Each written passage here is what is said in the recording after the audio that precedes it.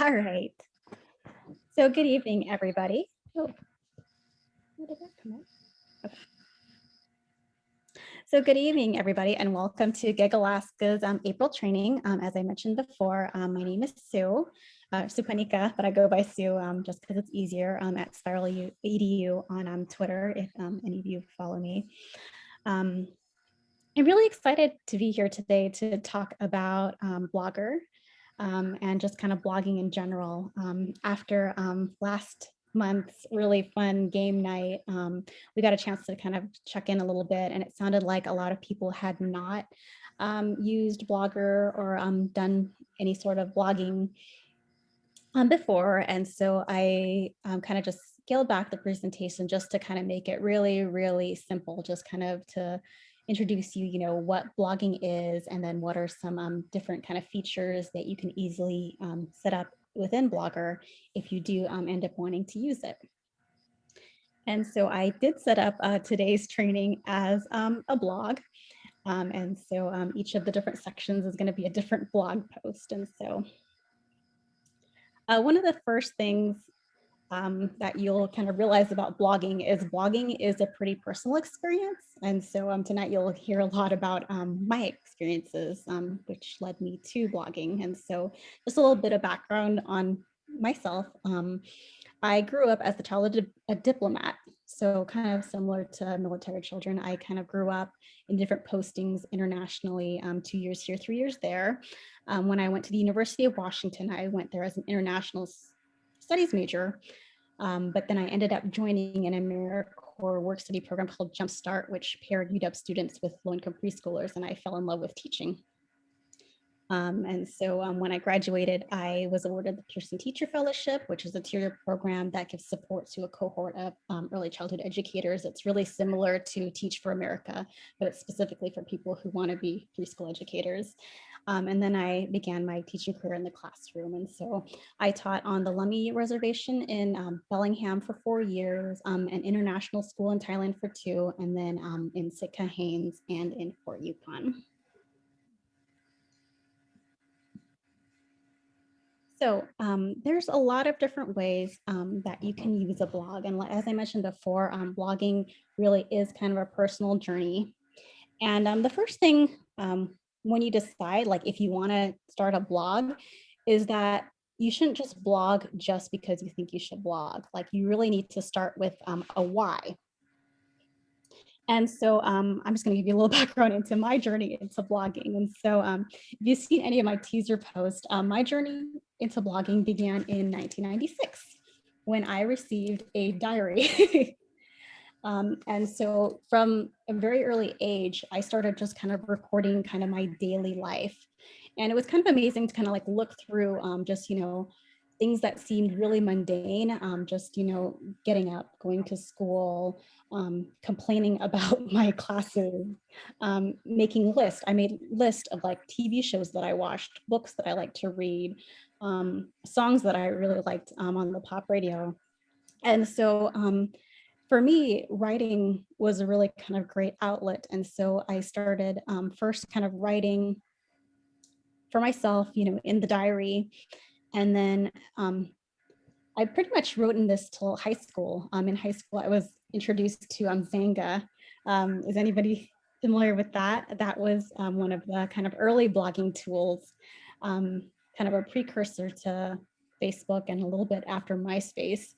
And essentially you could create your own blogs, but you could also be friends with other bloggers. And so you could kind of read and comment. And it was a kind of a really neat community.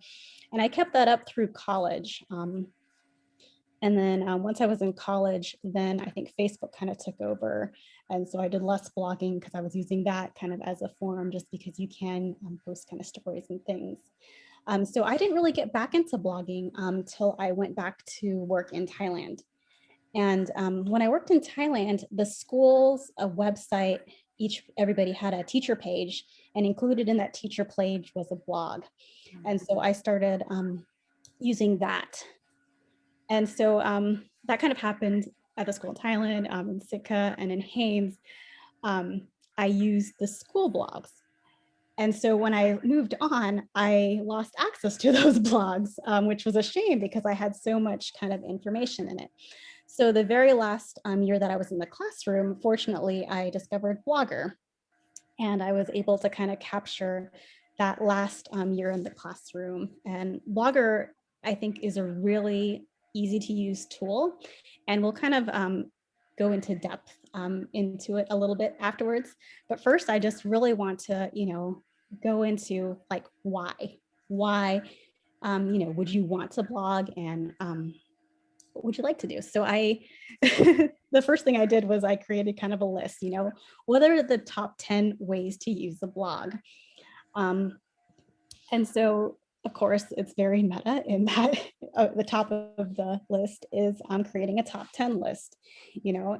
As I mentioned before, like in my diary as a kid, I loved kind of ranking and rating. I said, I can kind of see all the pop songs that I really liked, all of the book series that I kind of grew into and out of over the years. And so having making list is just really popular, especially for young kids. They do it constantly to kind of just, you know, um, explore their world. And so making top 10 list either with students or, for yourself, if you are sharing kind of things with others, is kind of fun to do. Let's see. So the second one that I have is personal stories. And this is what you'll see. I think a lot of people use the blogs for, just to kind of share, do you have stories from your childhood or travels or something that, your students did like a minute ago that you want to share. It's just really kind of like a slice of life on, what's happening. And really, your voice kind of comes from you, what's your personality, how do you see the world? And so the next way, yeah, really is just being personal. Some people I think are not comfortable being personal, and that's okay. There's actually a lot of different settings within Blogger where you can either make it, a public blog, or you can limit the access. And then one of the other great settings is you can also do guest blogging. And so this is, I think, the easiest way to set up kind of a classroom blog. You can have like, this is my class blog, and then you can invite certain students to become authors to the guest blog. And so they can actually write and kind of share information. And it's just kind of nice to kind of rotate through, because it kind of gives them like a public forum. Like a lot of times, like when writings happen, you'll see that students, and I think it's less nowadays with all of the kind of digital classrooms that we have, but before it was really hard to kind of find forums. And even so, I think a lot of times like your classrooms are kind of closed systems where it's just like, being shared within your other classroom. If you have like a public blog, then you can share it either, with other students within your school or in the greater community. One of the things that we did a couple of years ago was there was a holiday postcard exchange, and we sent out 25 postcards to classrooms around the US and the world. And then we got 25 postcards back. And one of the classrooms actually like put a link to their classroom blog. And so it was really neat for the kids, in Alaska to go and read the blogs from the class that was in Mississippi. And so it was just kind of really fascinating for them, because what was mundane for those kids in Mississippi was really fascinating for those kids in Alaska, and vice versa, So the fourth way to use blogs is, of course, the hacks or how-tos. I think as teachers, you find a lot of kind of tips and tricks over the years that, are really helpful to you. And you also might think are really helpful for others. And so having a blog is a kind of great way to kind of have that ready and available to anybody else. And kids actually really like to make their own kind of tips and how-to guides. I think if any of you have used like the Lucy Chalkins curriculum, one of the writing assignments is, doing step-by-step instructions. And that way too is just kind of really great kind of computational thinking about being able to kind of put things in sequence and whatnot. So the fifth way is to kind of write a review. And it can be fun for teachers to kind of review different items that they use in the classroom, but it can also be really fun for students to be able to kind of share their own kind of thoughts and opinions on things, whether it be books, movies, restaurants, or recipes, anything in the classroom. If you're really brave, you could have them kind of review a lesson for you. And that in itself, I think, can be a really good just kind of lesson in just how do you review somebody to give constructive feedback, because I think a lot of times in the classroom you want kids to be able to kind of like read each other's work and give each other feedback, but it's kind of a harder process to do. And so just by having that kind of public process where it's like, okay, today, we're going to do a review for something, and modeling how to do that and then publishing it can be really, really helpful just to model how to kind of give that feedback. So the sixth way that you can use a blog is just to kind of share your work. So, besides being a teacher, a lot of people have kind of different kind of crafts and hobbies. Are you an artist? Are you a sewer, a writer, or chef? What do you do for self-care? Make sure to kind of like share the work. And so, Chelsea, if you're running, let's see some pictures of that like latest run. And, I'm thinking about those people who like sew. Great to see like your quilts and masks and things. Oh, we don't need to see pictures of you running, but just seeing of your run. I think, when you're in Fairbanks, just kind of seeing the scenery around you would be kind of interesting as well. And then also just for like kids, a lot of times if they do have like a maker space or they have a creative outlet, oftentimes you'll have a kid who just really likes to draw or they really like to read, and having them actually have an outlet where they can kind of share, what it is that they do in their spare time. And so having an outlet to kind of share those passion projects, I think, is just really fun. And it also just becomes like a really great portfolio too, if you're somebody who likes to draw, you can kind of watch as your drawing is kind of increase in kind of the detail that you put into it.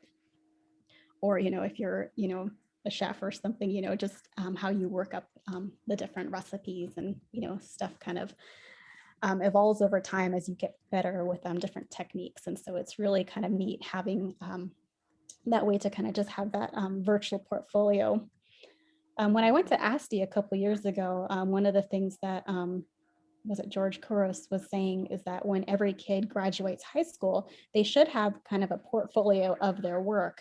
And so having a blog can be a really great way to do that, because it can track kind of, on their writing, their worldviews, and any of those kind of passion projects that I mentioned before. And so, it can be just another kind of great way to kind of differentiate themselves, from, other applicants, whether they're, applying to colleges or different programs.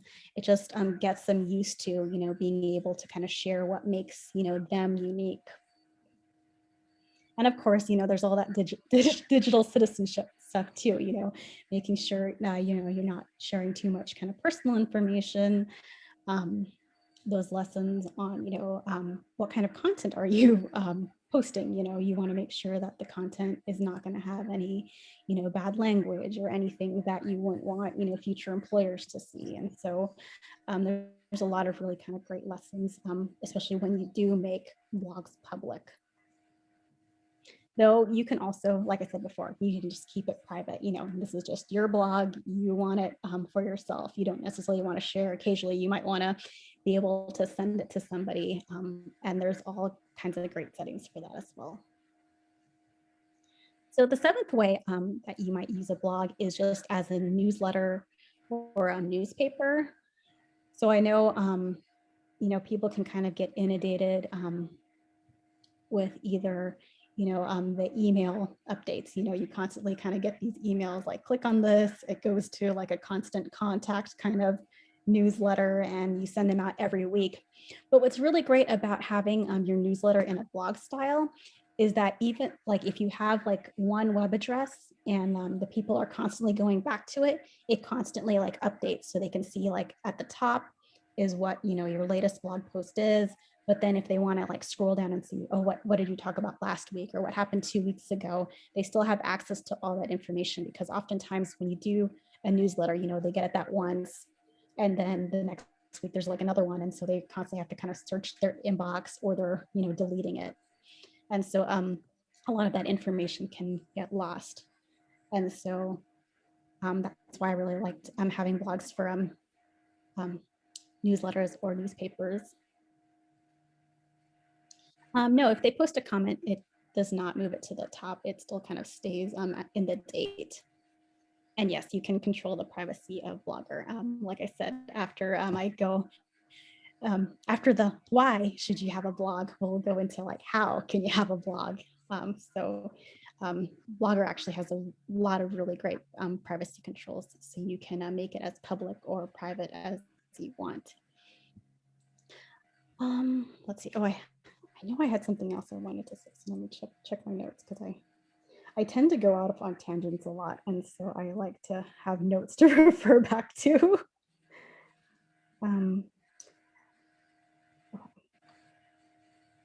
Oh, and then also just when you have a newsletter, just think about, who your audience is. Do you want it, specifically for parents? Is it for the school or broader community? And so always just be mindful of what kinds of things you want. And usually if you do a newsletter, it's really nice to just like keep it within your classroom, and that way you can kind of post like more specific things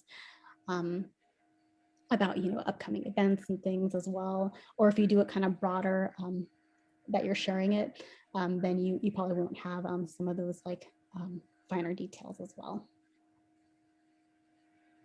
So the eighth one that I really want to kind of advocate for is the lifestyle. And especially just because, everyone is an Alaskan educator living and working in Alaska. It is just so unique from, teaching and working experiences, anywhere else around the world. And so just, kind of sharing your daily routine, where you're, going to get coffee, where you might go shopping for supplies and things, can be really fascinating, particularly if you are a bush educator. I think one of the first things I did when I set up my classroom in the bush was I like went and took prices or pictures of all the prices, the $14 jug of orange juice and things like that. What's hilarious is the Bolt House juices are still $5 there. And when you're paying like $14 for a jug of orange juice, you're like, oh, well, $5 is what I'd pay for a Bolt House like in Juneau. So I might as well pay $5 for it out here as well. So just funny things like that, when you live in Alaska, you're looking out the window, you'll see like a moose, a bear, and it's just kind of fascinating because people are just like, oh, you just look out your window and there it is. And especially this time of year when people are thinking about, coming up to Alaska, or if they're thinking about, moving school districts, you can really be a good ambassador, to your school, to your district, and especially for teaching in Alaska, because there's not a lot of information out there.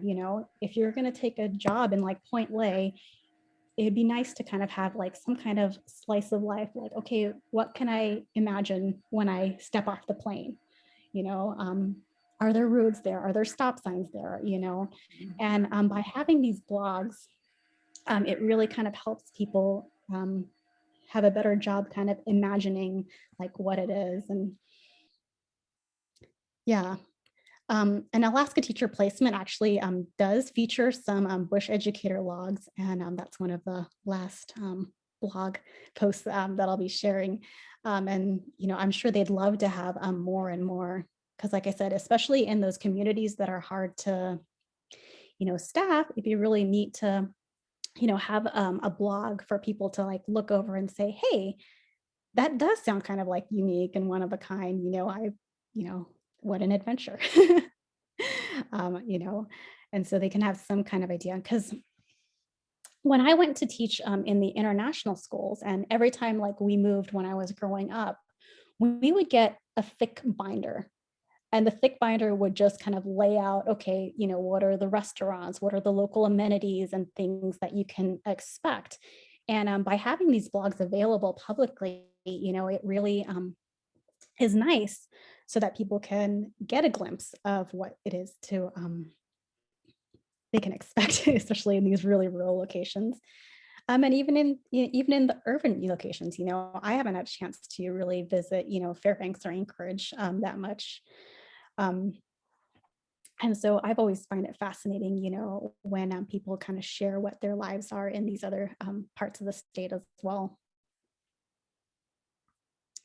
So the ninth way that you might use a blog is just to do case studies, as I like to call them, sharing, lesson plans, either partial or whole lesson plans, and then really taking that time to kind of dissect, okay, what went well, what didn't go well, making sure that, you kind of take pictures to document it. I really liked doing this because I felt like it was a really good way to reflect on lessons in my own teaching practice. And so when I was in the classroom, I really tried to do this like at least once a week. And if my lessons went really well, sometimes I'd do it like a couple times a week. Um, but it just was a really great way to kind of build that mindfulness into your teaching practice because, not every lesson is going to go well, but parts of it did. And so just by writing about it, you can look and see, because there's always elements that you're like, oh, this part went really well. And I want to make sure that next time I do this lesson, I'll do it this way. But, there were some sections that didn't go very well.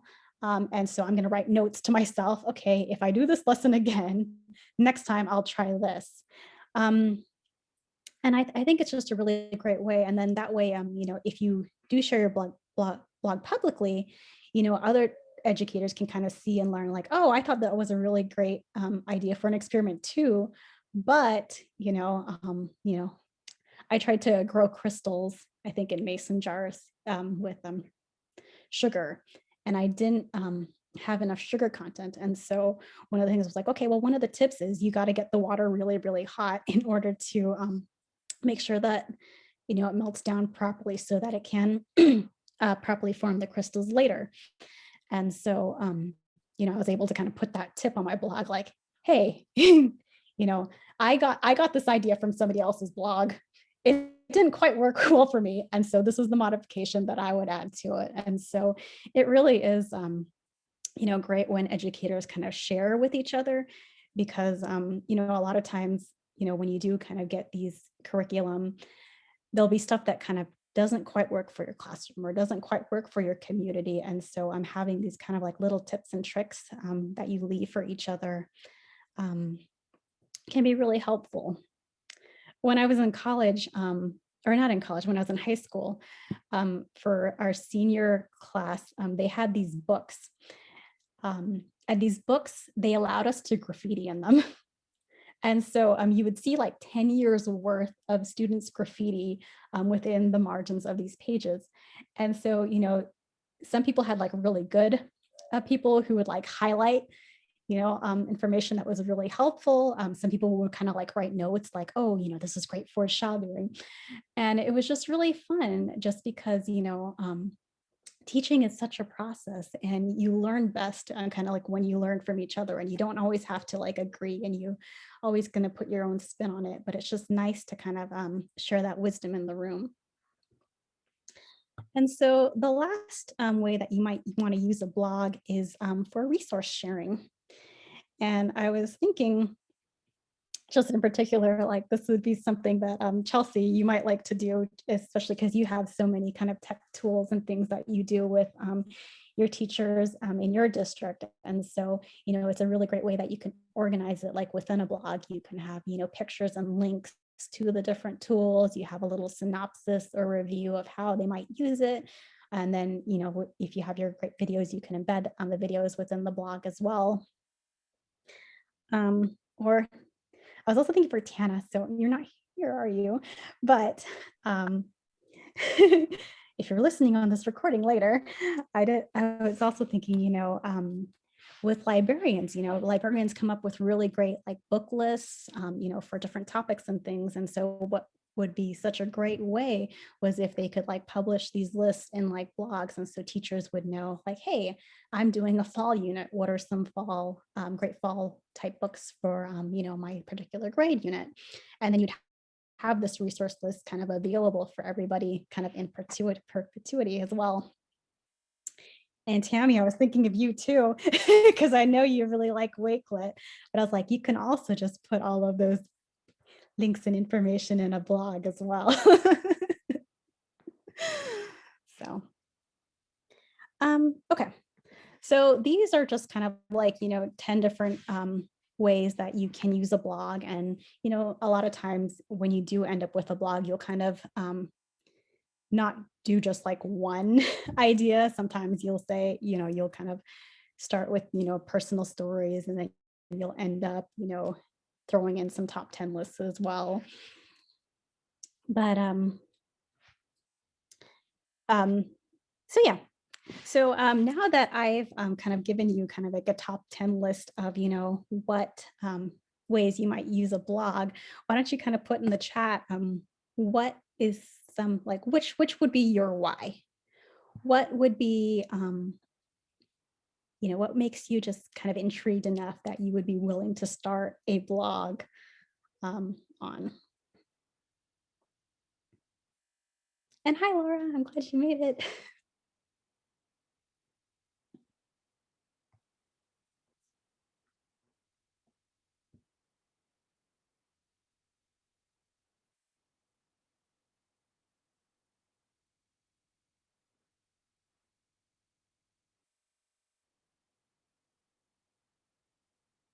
Oh yeah, Chelsea, if you've lived, and moved a lot of different hacks or how-tos for living in different states would be really helpful. And like I said, it doesn't have to be work related, like I said, you can also just think about, what are you doing, especially in your self-care, do you love reading books? Do you like watching movies? Just keep a blog just to kind of keep track and just to make sure that you actually do those self-care things as well. Oh, a yearbook. That would actually be kind of fun. Maybe if you did like a yearbook and you were slowly kind of posting like pictures and memories like throughout the year, that could be really fun. And then just class of 2022, here's kind of like what you guys did and all of those memories. That could be really interesting.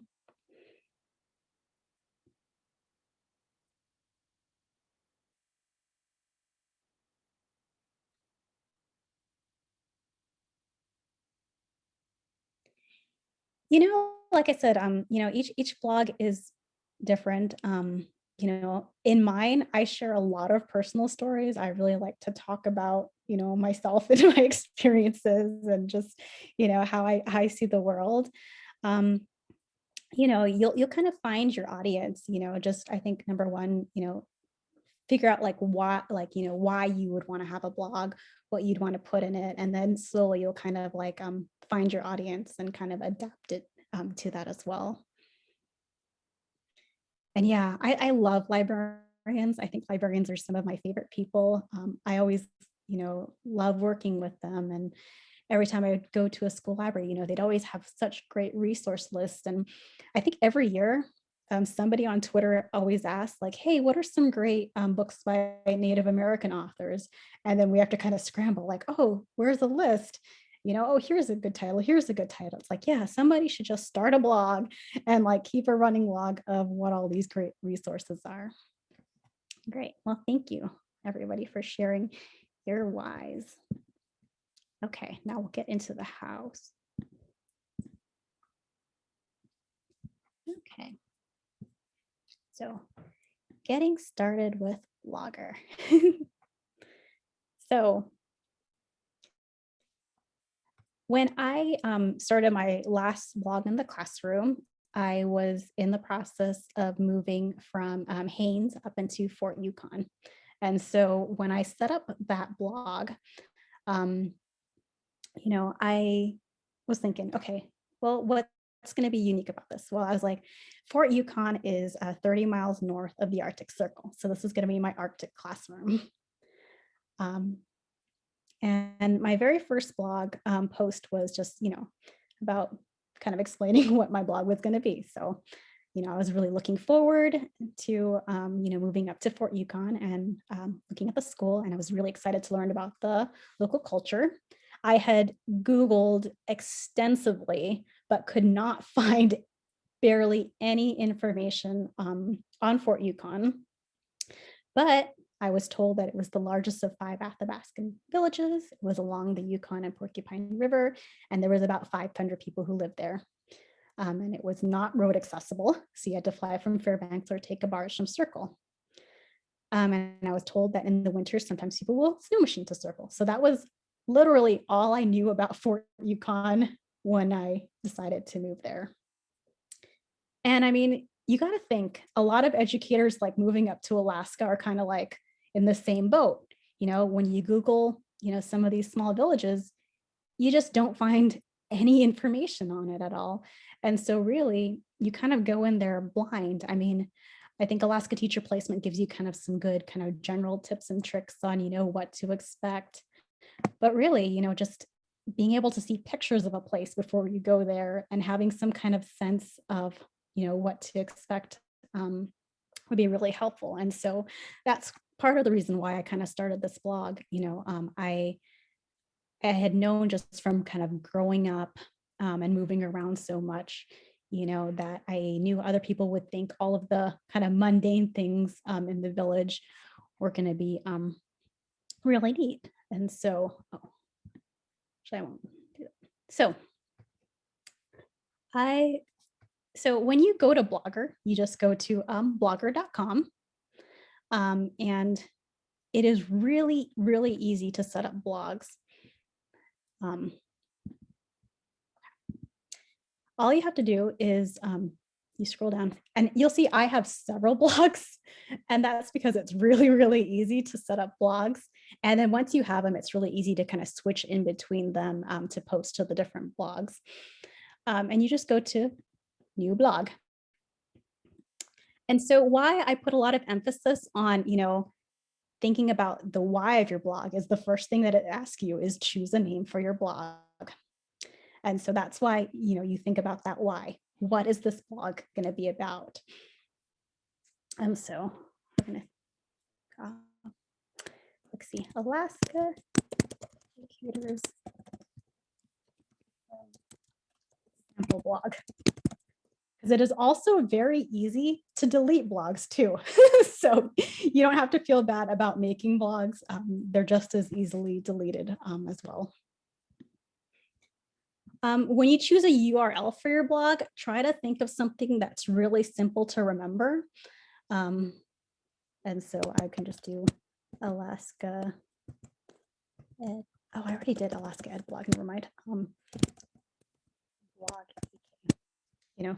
something that's really simple for people to kind of remember as a URL. If you get fancy, you can actually like purchase URLs. So you'll see kind of like Alice Keeler or Christine Pinto, they'll have alicekeeler.com or christinepinto.com. If you're not willing to kind of spend money to set up a domain name, and especially if you're new to blogging, the easiest thing I would say is just to like pick a really short, really easy to remember URL. The one when I lived in Fort Yukon, it was Arctic 3 because it was the 3rd grade classroom. And just like that, you have created your own blog. Once you're in the blog, then you can pick your layout. It has lots of different kind of like widgets and tools that you can use. You can kind of, set up the body how you want, the different search bars. I generally don't play around with this too much. I think, um, having just that kind of basic format is pretty easy to start with. But I think um, if you want, you can also move like the body to the top, or you can like play around with the titles and things. You can also kind of play around with the theme. There's lots of kind of different layouts that you can use that are pretty kind of custom and easy to choose from. If you think you're going to have like a pretty picture heavy blog, or if you think you're going to have a more kind of text based blog, there's lots of different options there. Now, the thing that you guys are probably most interested in is the settings. Now, in the settings, first off, if you're going to have a public blog and you're going to be kind of specifically talking about something, so if you're talking about, different tech tools, you might want your blog to be visible to search engines. If so, then you can kind of toggle this on or off. So it automatically is gonna make your blog available to search engines, but you can say, no, I don't want that. In the permissions place, this is where you can decide if how private you want your blog to be. And so if you decide like you're having a classroom blog and you want, like, you might have like, this is my classroom blog, and then you want to invite, a student or a group of students to come and write guest posts, you can invite them as authors. And then as authors, they'll be able to make changes to the blog.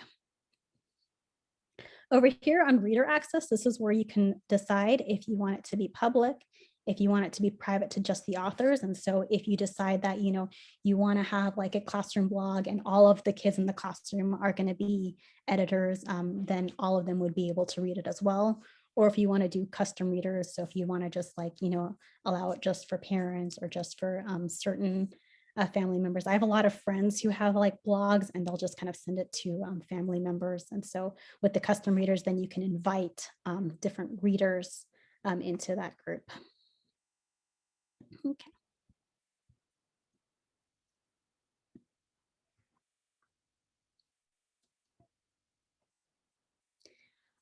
I think it's up to you if you want to embed your blog in like a Google site. Like I said, like, I'm sure like you could add it as like a link, like within your like Google Classroom as well. You can also kind of do the opposite too. Like if you want to have like a public like landing page, sometimes it's easier for people to remember kind of like the blog URL. And if you have like, certain links that you want people to go to, like, oh, this is, it can be really easy to just have it on that public facing site. When I used Blogger, it was before Google Classroom. And so I would set up like the blog just as like a landing page. And so I had preschoolers and kindergartners use the blog. And why I liked it in particular was because they could just scroll down. So I would do like the lesson for the day. And so sometimes they'd be like, okay, A is for Apple is that lesson for the day. And then they could do the links and lessons to the different activities for them. And then the next day, like if I had updated it to like, B is for bear, then they had access to all of the information from that day's lesson, but then they could also scroll down and access like previous lessons too. And so that's what I really liked about the Blogger, because it was just really easy for them to navigate. And so, I was just thinking too, like I used blogs for like younger learners. And so if people have like classrooms where there are like younger learners who might have, trouble kind of within the Google Classroom, it can also be good to kind of set it up as a blog too. And what's really nice too is when I had those lessons set up, then I could send the link to the blog to parents. And so I had the lesson, A is for Apple, B is for bear, then I could send that home. And so if they wanted to practice those skills at home, then the parents also had access to the same kind of links and information that the students did. And it was just really easy to access. So, okay.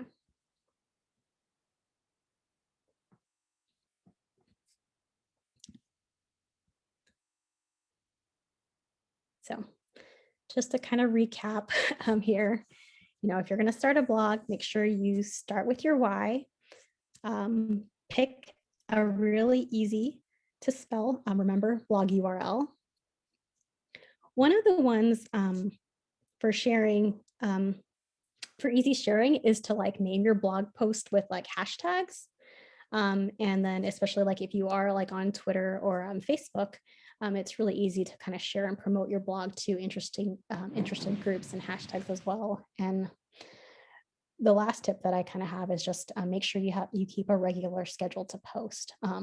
You know, some people might set a goal as like once a month or like once a week, and don't hold yourself to it. But it's really good to kind of like make it a habit. Like I said, I used to do a lot of reflection when I did my blog post. And so for me, I tried to do it at least once a week so that I could, especially on Fridays, just so that I could reflect kind of like on that week's worth, like, okay, what lesson, like out of the whole week, what lessons did I feel like went really well, just to kind of like make myself kind of feel better.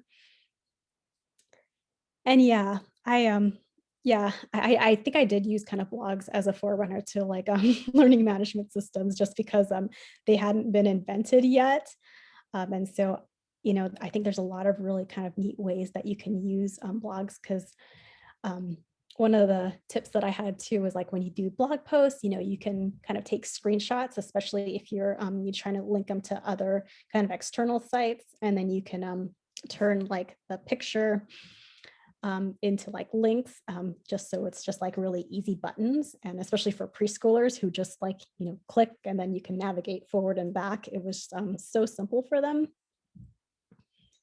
Um, I think the last thing I was going to share is just, yeah, you know, um, what's really nice about Blogger too is they have it kind of built in where you can kind of share it. So like if you want to send it, on email, it'll send an email with the link to the blog post. You can send it to, Twitter, to Facebook, to Pinterest. And so when I had a blog, I'd often share my blog posts on Twitter. And especially when you use the hashtags as the name, it was just really easy to share because then it automatically um, does your blog name, the name of the post. And so if you have hashtags, it automatically goes to the relevant hashtags. And then it has like a direct link. Um, Sometimes I'd also kind of take a screenshot of the post and add it to the tweet so that others could see it really easily. But it's just really nice that they have kind of like that stuff built in because it makes it really easy to see. So yeah, just I really love kind of like the slice of life.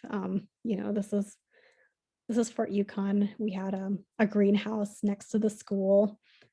And I told the kids I was taking them to a greenhouse, the greenhouse, and they thought I meant this greenhouse, but I was actually talking about a gardening greenhouse, which was just down the road. Um, and so it was just kind of really funny because they hadn't heard the term greenhouse before. Um, Gosh, I kept shopping lists like, okay, when you know, we're going to be ordering food for a month. This is what we'd order. This is kind of how I do meal planning for the entire month, just because it was so expensive to like freight food in and out. And I like to cook Asian food, so I had a lot of specialty items that I would get to. And then just some like fun tips that I found, like you can freeze avocados. You can also freeze eggs too. And then just, you get really good at like things like pickling and jarring and drying and dehydrating food, getting a bread maker and things. And so all of those are just kind of really fun slice of life things. Um, and so just some great example blogs that I wanted to make sure that I shared with you. Number one, if you haven't seen, Sam Jordan has been doing our Great Alaskan Schools. And so every week he does it kind of like with guest blogs. So people come in and they'll write a post. I actually don't know what platform it is, but it might be Blogger. I'd have to ask Sam. And so he, yeah, And then Laura, your students got to write a guest blog for this blog as well. So if you haven't had a chance to check out Laura's students guest blog, it's a really great kind of a collaborative example. And it's just really, really inspiring to kind of like, if you can subscribe to it and just kind of read through it, just because there's so many kind of great things that are happening all over Alaska. And this is just kind of like a great place that you can come back to time and time again and just be inspired. The second one that I just wanted to share was on the Alaska teacher placement.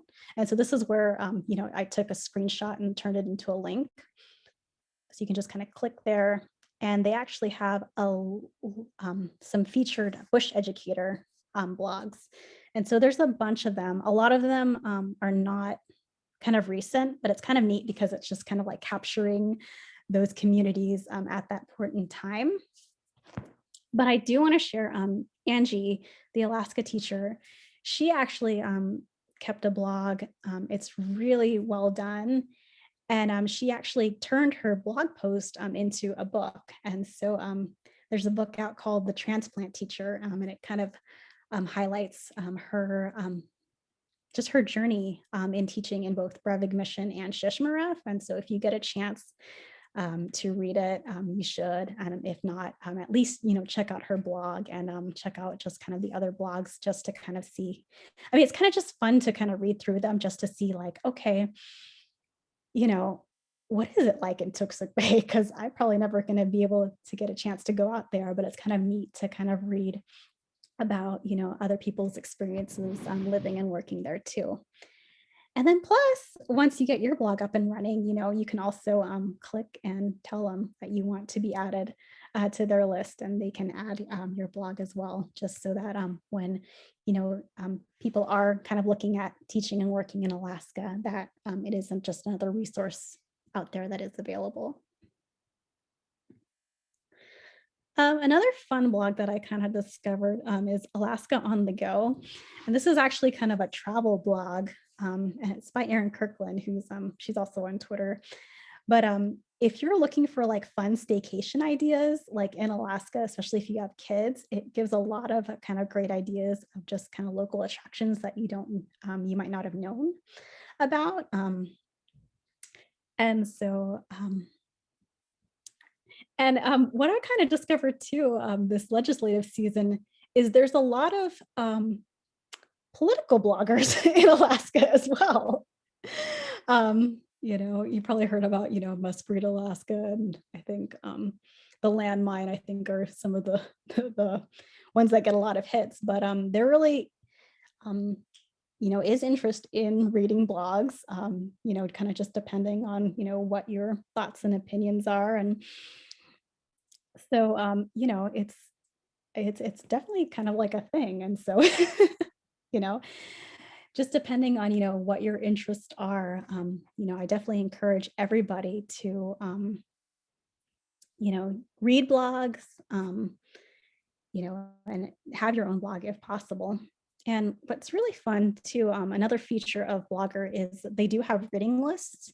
And so if you want to subscribe to blogs, so you can look at, blogs that I follow. So right now I'm just following Christine Pinto's blog, but if you follow, you can follow as many blogs as you want, and it'll just kind of show, all the different blog posts that they kind of put up, so that you don't have to physically type in their blog and go visit their blog. You can just kind of come to this reading list, and it'll just kind of update as the blogs update as well. So that's kind of a neat thing. So even if you don't have a blog, you should definitely use the Blogger reading list to just kind of bookmark and highlight any blogs that you do follow.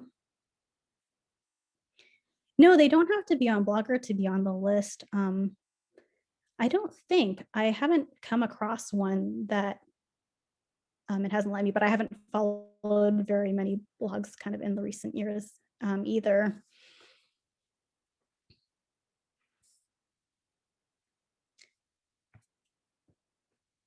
But yeah, especially if you are on Twitter, you'll see that there's a lot of people who have blogs, and so it's really nice to just kind of like find folks who are kind of interested in the same things as you. So like, if you're a science teacher, there's a lot of great kind of science blogs out there. If you're a reading teacher, same thing. And so, there's just so much information out there and it can be kind of hard to sort through, but it's just kind of nice to kind of like read and learn alongside other people as well. Okay, well, that's pretty much all I kind of had. There any other kind of questions or things? Like I said, I'm still kind of learning with Blogger too.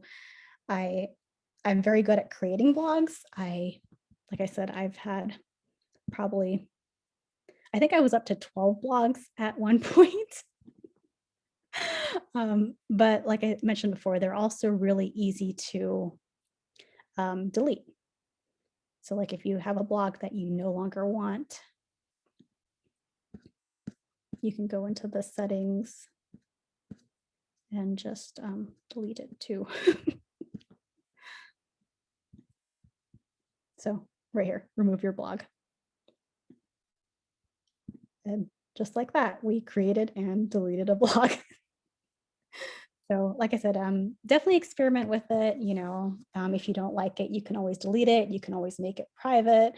Um, there's really no downside. And so I hope that, you find your why. And, you know, um, hopefully it's like something that, like I said, you really enjoy. Because like for me, it was all about, doing the personal stories and also that reflective practice. Those were, I think, the two really big ones for myself.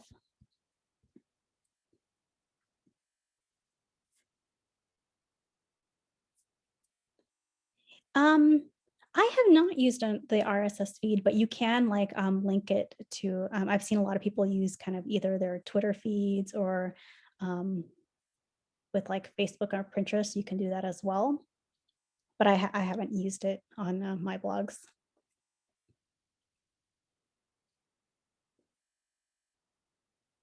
But yeah, it's just really nice that like everything's really simple.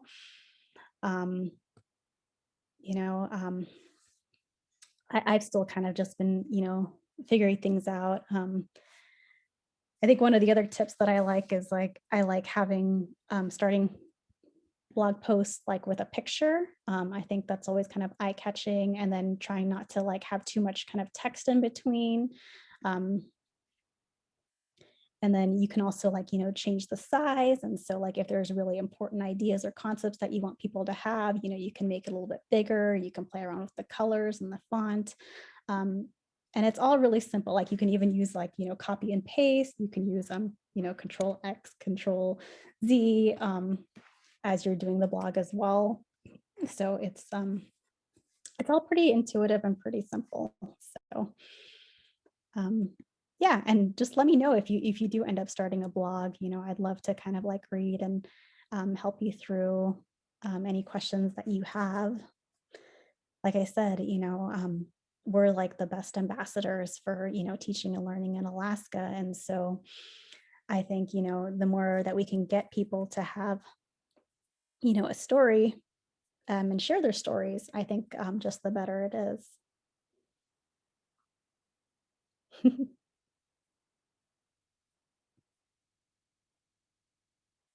Yeah, well, if you want help setting up a GEG Alaska blog, I would be happy to help you set it up as well. Sue, what's your address to your blog? I have several. Well, maybe your favorite one, if you wanted to share. Oh yeah. So that last year in the classroom in Fort Yukon, that was the Arctic 3. I don't know if you heard my tip, but yeah, make your blog URLs as simple as possible. So it'd be arctic3.blogspot.com.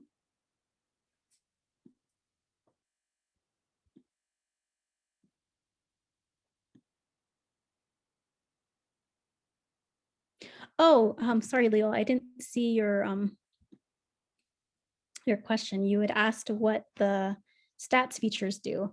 So the stats features kind of shows you, your stats. How many followers do you have? How many posts do you have on this blog? So like for me, I had a bunch of blog posts that came today. And there was 3 views, so it kind of shows you just how many visitors. They used to show you like where the visitors were from. I don't know if they still do that anymore, but it was really neat because you'd be like, oh, I had people from like Thailand looking at my blog post, or from across the country. So um, that's what the stats are. And then you can also, if people are commenting on your different blog posts, it'll like give you notifications, and you can kind of opt in or opt out, like if you want the notifications to come to your email, or if you just want to like check it when you actually go into Blogger. Everything's pretty customizable. And then Viola, you said pro con blog versus website. I really like blogs just because they're really easy to modify. Sometimes with websites, it can be a little bit harder. And then plus with blogs, every time you post new content, the new content comes to the top. And then you also have kind of like that archive to the side, which, you can kind of look back on the previous post. And so like for me, it was really helpful. Like, oh, I did a really great lesson that fall. And so I could like scroll back to like, that fall. Whereas like with a website, sometimes when you update it, then you lose some of that information, or it kind of gets shuffled around and harder to find. And so yeah.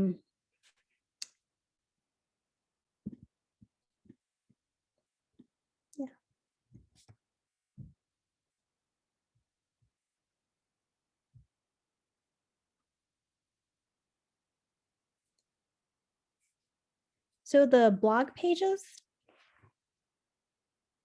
wait, you can add a page. You can add pages to it.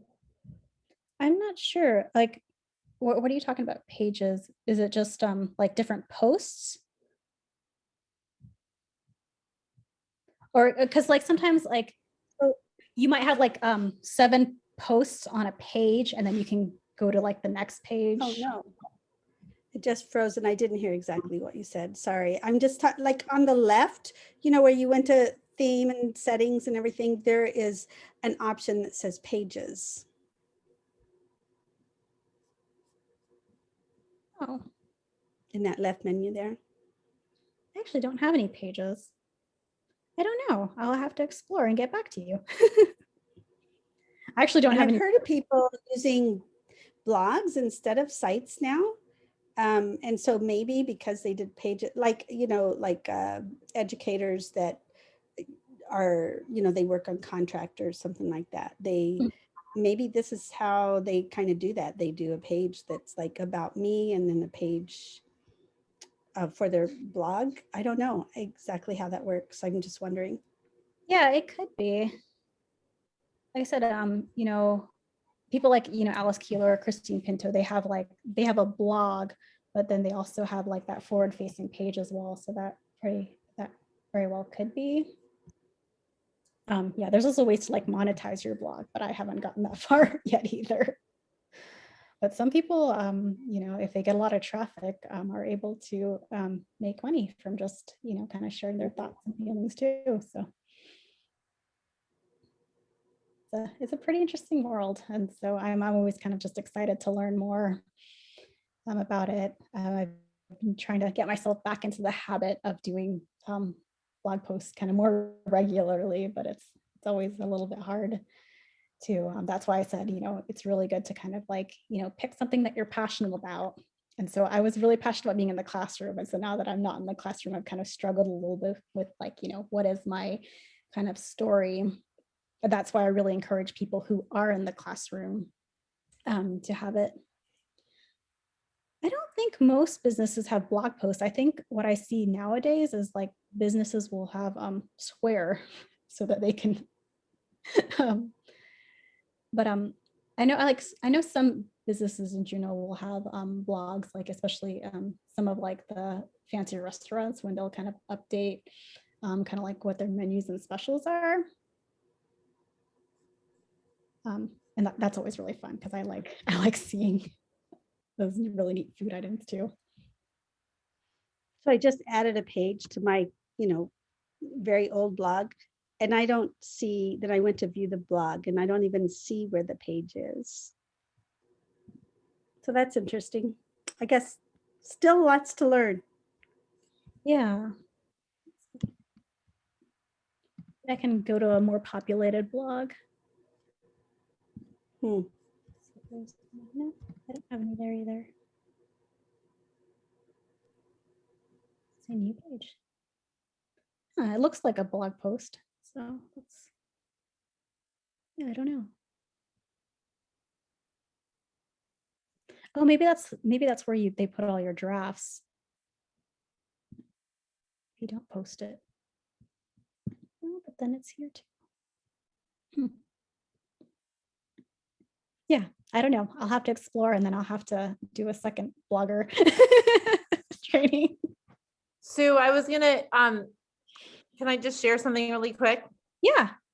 I was just going to mention that I did use the blogger for 2 years, but the attraction for me was I just took all my students' work from Google Drive after it was edited and pasted it on there. Like there was no like formatting, really nothing fancy, or else I wouldn't have used this tool. So from a teacher's point of view with no time, if you want to showcase student work, now I had permission. So remember, like you can still access that. I just looked and I didn't put last names, but for ease of use, I would use a blogger for showing something simple like writing over a website, which I also had. And I also use Wakelet. So I'm just comparing all these tools that I use. This was a great way just to put on a very simple writing. And just sending that to the parents. They didn't have to get lost in a website. They were just looking at the writing, and it kept it really simple for everyone. So that's just like a little bit of a tidbit there. Mm-hmm. Yeah, thanks. Yeah, these are like really great kind of portfolios, because I think, I think with like, I think Seesaw and some of the other ones, it's kind of harder because the work can be kind of scattered. But yeah, with the blog post, you could just kind of have it, in like one post, or segmented it into like several different posts, and you just kind of scroll up and down and it's all there, really easy to access.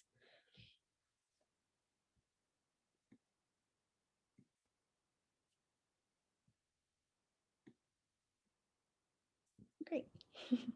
All right. Thank you so much, Sue, for presenting. This is a lot of great information. And the idea of doing a GEG Alaska blog sounds really awesome, or incorporating it with our Alaska schools too. But thank you for everything that you shared. It makes me want to go start my own blog on Blogger. Really appreciate your time, and thank you for everyone for coming. Hope you enjoyed it. We will have a May monthly meeting. And we'll see so far for the summer. We might take a summer break for GEG Alaska. But thank you again, everyone, for coming, and hopefully we will see you next month. All right. Bye.